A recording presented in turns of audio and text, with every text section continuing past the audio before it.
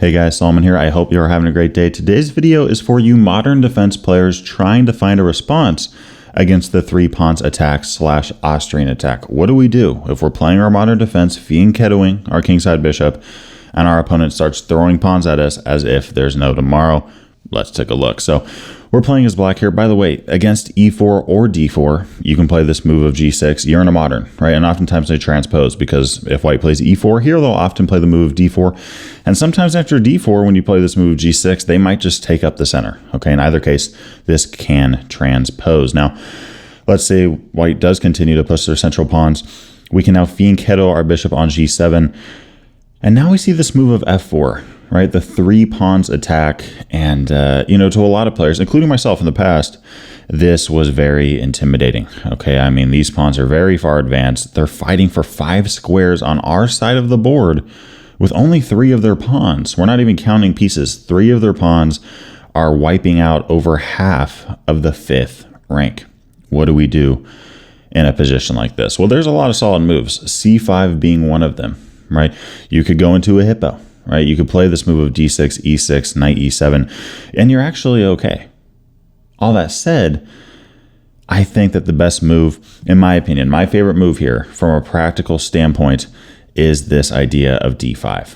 Okay, and I promise you, if you memorize the lines and variations shown in this video, I highly doubt you're going to have many issues going into the future against this setup from white. Okay, now, of course, white could have played knight c3 before f4, which in some ways might be better. But against knight c3, we have some very interesting ideas against that as well, specifically with that move, right, of c5, right? c5 against knight c3 is very interesting. Now, it's not like necessarily the best move according to the engine, but the idea here is that if they take, you're going to capture back. We're kind of in a pterodactyl setup now. And sure, white's up a pawn, but they have triple isolated pawns and an isolated pawn on a2. All their pawns are on the board, but half of them are isolated, right? So that's just something to put on your radar. And of course, there's other options against that as well. d6, from there you could play knight f6. You can go into a hippo. You could even play c6 here. A lot of different ideas. But today we're primarily looking at the 3-pawns attack and what to do against it. And I'm recommending this move of d5, striking in the center immediately. Now, how does white respond to this?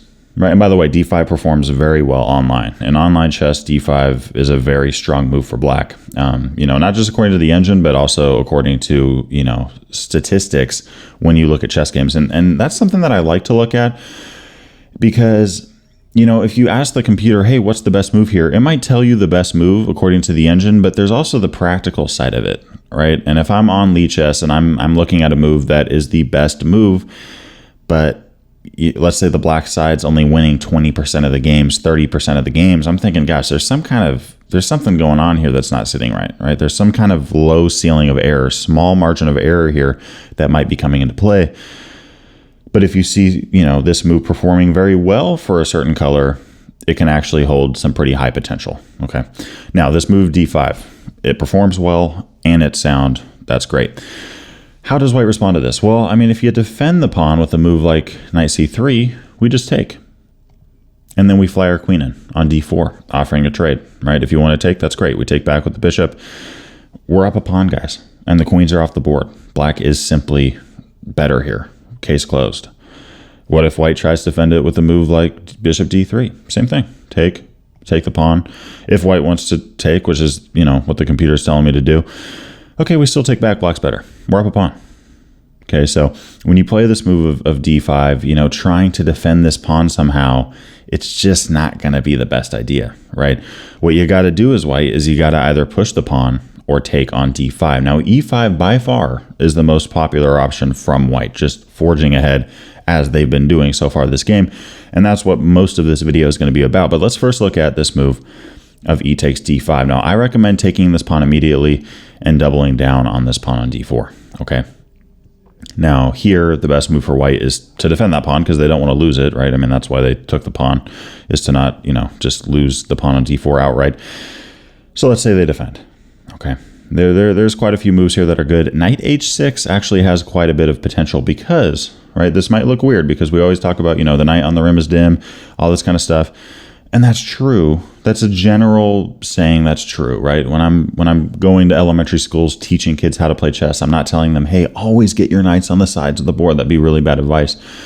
But once you advance in your skills, you start to learn when a little knight h6, a little knight a6 move is very beneficial. And this is one of those cases because our knight is going here with a purpose, looking at squares like f5, putting pressure on d4, looking at a square like g4, which could potentially harass a bishop on e3. This knight is looking at some very key squares, and on top of that, the bishop continues its sight on d4. Okay, now let's say white here plays a move like knight c3.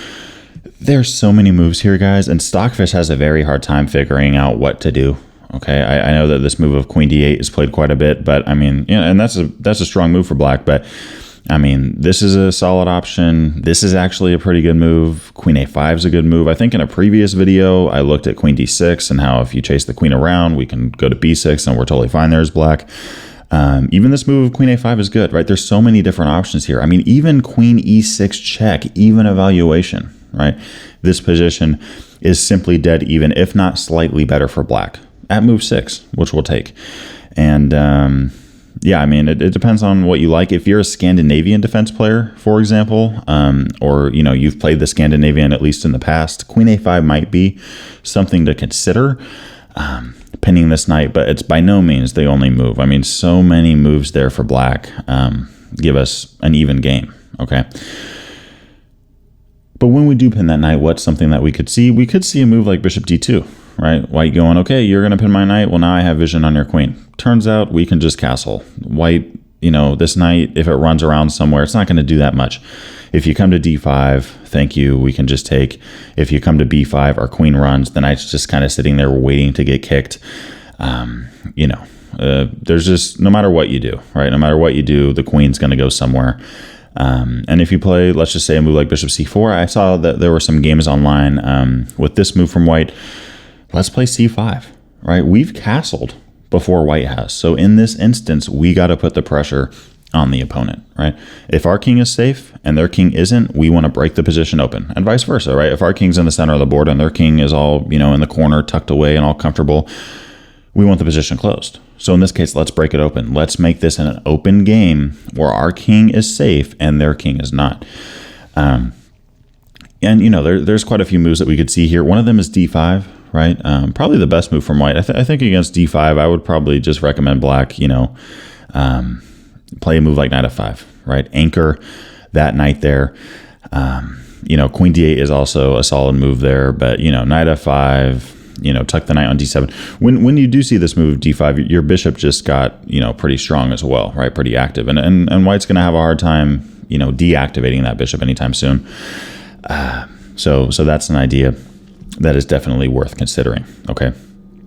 But overall, right, you know, what do we do, right? What do we do in a position like this? For example, if white takes.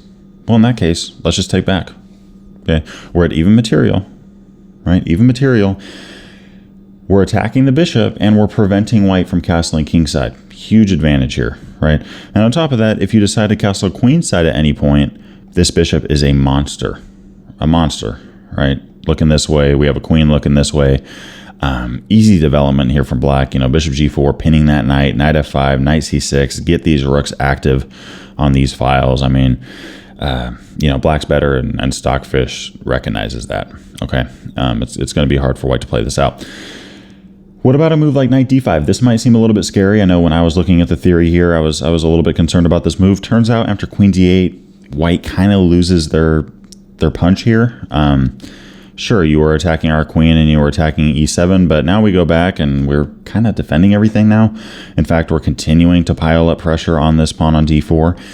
And if you take, I mean, we can just take a pawn right back, even material, fly all the way back to g7. We want a safe king, right? So take the pawn, get the heck out of there. And if a move here like castling kingside, we can just start kicking that knight around, right? Kick the knight around. We're even material, but when white takes this pawn, they have double isolated pawns. Let's go after this guy. No pawn for the rest of this game is going to be able to defend this pawn on c5. So let's play a move like knight d7, queen c7 on the way. If white tries to play something like bishop e3, which seems like a pretty human move to me, I think the engine likes this move of bishop b4 for black, or for white, pardon me. And, even then, there's a lot of, solid ideas there. Notice that our queen's putting pressure on f4 as well right now. So if white plays a more human move like bishop e3, trying to hold on to everything, let's attack the bishop, right? Let's attack the bishop. And in this case, queen takes f4 is it's a solid move, but b6 is even better, okay? Continuing to pile up on this pawn like crazy. And notice, white can't take, because we take the bishop on c4. And if you try to fork our pieces, that's fine. We can take on e4. You have a choice now. You can take the bishop or the rook. I mean, I'm taking the rook. Why not? It's interesting. The computer, wants the bishop taken, and that makes sense because after you capture the bishop, you're going to get the knight as well. Okay, and you'd rather get 2 minor pieces than a rook. But even in this situation, I mean, even material, but very active game for black. c2 is a huge weakness. This queen on e4 is a monster. And sure, our pawn's attack, so maybe we push it here and start to really put pressure on that pawn. Okay, but black here with an active game. So much play here, so much potential. Pawns on the loose all over the place. Black's pawns, on the other hand, we have 1 isolated pawn, they have 2. That's an advantage, and on this side, we're outnumbering white 4-3. Okay, so that's something to think about as well.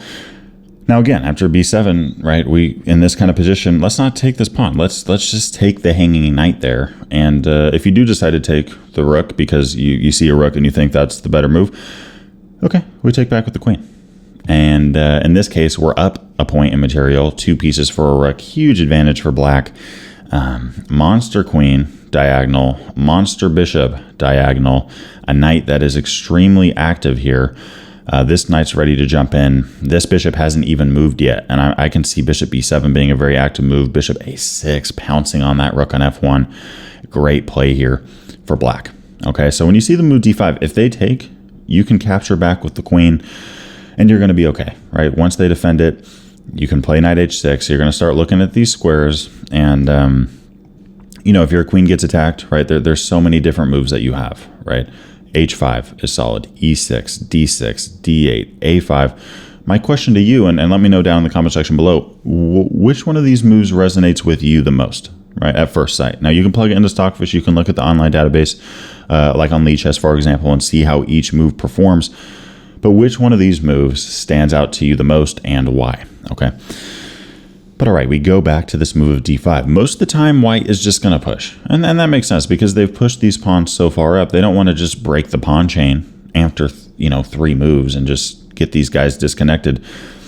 My recommendation here, the move of h5. h5 followed by knight h6. Easy. 1, 2. Boom. You're good.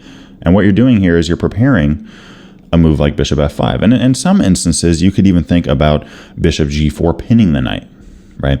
But like, let's say, for example, bishop d3 is played. I kind of like the idea of just matching up that energy on that diagonal, right? Looking to take that bishop, because what you see in a lot of structures like this is black playing e6, right? We've seen this all the time in the French defense. Black has a bad bishop, white has a good one. Notice what we're doing here, though. We're trying to make our bad bishop a good bishop and then close things down, right? And, if a move like c3, bishop f8 is a good move. This bishop is fantastic, and this might seem like a waste of time moving this bishop back. I don't think it is at all. In fact, the computer really likes it. And I think part of that is the fact that we're supporting c5 now. And again, I go back and forth with the computer. I definitely, use Stockfish, and I try to use it as a tool.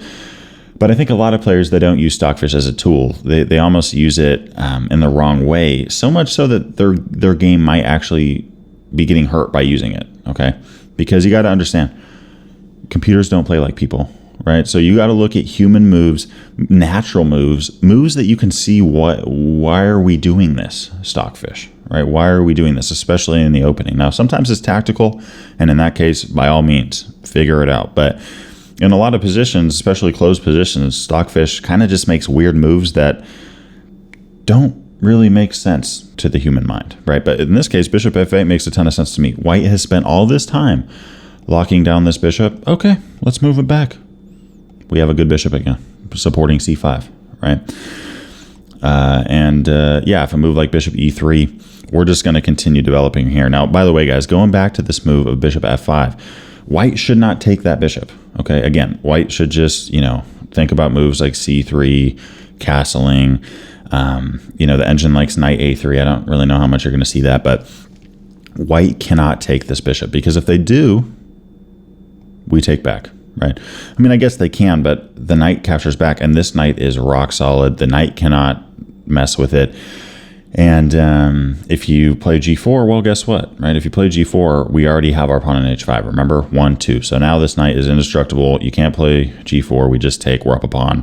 White's position is falling apart. So we play bishop f5. We lock things up quickly. We play a move like bishop f8. And, white here should play the move of bishop e3, trying to put some pressure on it. Let's just say white plays a quiet move, right? In this case, let's advance. Let's play a move like knight c6. Let's play queen b6. A lot of similarities here to the French defense, but in my opinion, a much improved French defense, because of the fact that this bishop transported from being a French bishop to a very active one, slicing and dicing on white's side of the board.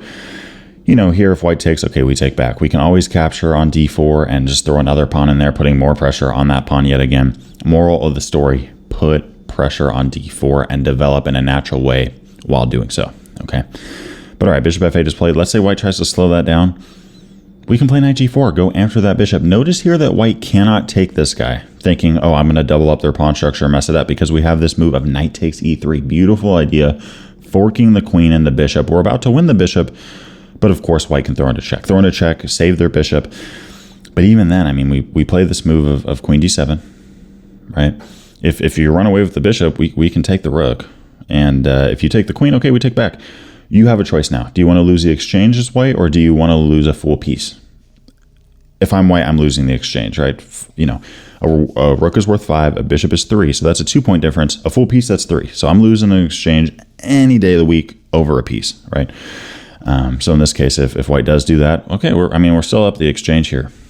We're up a rook for a minor piece. I mean, this is great. So knight g4, attacking that bishop. Notice this bishop can't run to f2. I mean, I guess it could, but it's still attacked by the knight. So, it's still being attacked. And if queen d2, there's a lot of different things that we could do here in a position like this, but I kind of like the idea of just taking on e3, taking on d3. And notice now, we're the only one with the bishop. We have a bishop and knight, and this bishop is on the opposite color of these pawns, which is great. The bishop doesn't even know that the pawns are there. This is great pawn structure for black. It's going to be hard for these knights to find a solid outpost. As we're going to see in a moment, knight g5 could be played at some point, but the bishop can just put pressure on that guy. And sure, a move, a square like f6 looks great for white, but you can't get there because of our pawn structure, right? Let's say we play c5. We're continuing with just solid play here from black. If you do try to win this pawn, we're not going to let that happen. Let's block with the queen. You could trade down if you want to, even play knight g5, but in this case, we can just attack the knight. It turns out that taking this pawn on f7, we just play rook f8. If knight d6, we capture that guy off, and we can keep putting pressure on white. And that pawn there, right, in this kind of position, it's very interesting, but there's actually no rush to take this guy. You can just take here and keep putting pressure on this pawn, because you can take this whenever you want to. But let's attack this when white's underdeveloped, right? But okay, rook f8. If the knight runs out to g5, which is the computer recommendation, we take, and we take. We just keep taking stuff. Why am I recommending that you trade down when you're up material when I literally hardly ever do that? Well, because we're not really down material for very long. Knight c6. Is there a way for white to defend that? No. Right? This is undefendable. Okay, so undefendable pawn there. So all that to say, right? If you see e4 and you see white going crazy here with a 3-pawn attack, d5, right? You're ready to take back with a queen and put pressure on d4. Great position there. A lot of flexibility with where you want to put your queen in a position like that. And at the end of the day, I mean, this is just not what white wants, right? This is not what they envisioned, is 2 pawns like this kind of gapped up, leaving diagonals, potential diagonals and squares open all over the place, potential outposts for a knight or a bishop. Yeah, I mean, if they defend it, we're always ready to take and then just win a pawn on d4 outright. And if they push, remember, 1, 2, go from there. Naturally develop, right? There's really not much, white you can do to stop you from playing bishop f5 or bishop g4, pinning that knight, e6, moves like, a6, potentially knight d7, castling, bishop f8, c5, queen b6. Very solid game here for black. Yeah, I hope this video was helpful. Let me know down in the comment section below what you think of it, and let me know if you have played this before in your own games with the modern or an opening very close to it against the Austrian /3 pawns attack. I'm wishing you guys a great day. Hey guys, I hope you enjoyed today's video. I wanted to give a big shout out to my Patreon supporters for the month of February in 2024. You guys have been amazing. I'm extremely blessed to have you guys as part of the Patreon family. There's exclusive benefits that you gain by becoming a member. So, I highly recommend that you check it out and consider it. It's been great to, hang out and get to know the patrons that have joined thus far. And I hope to see you there soon. Have a good day.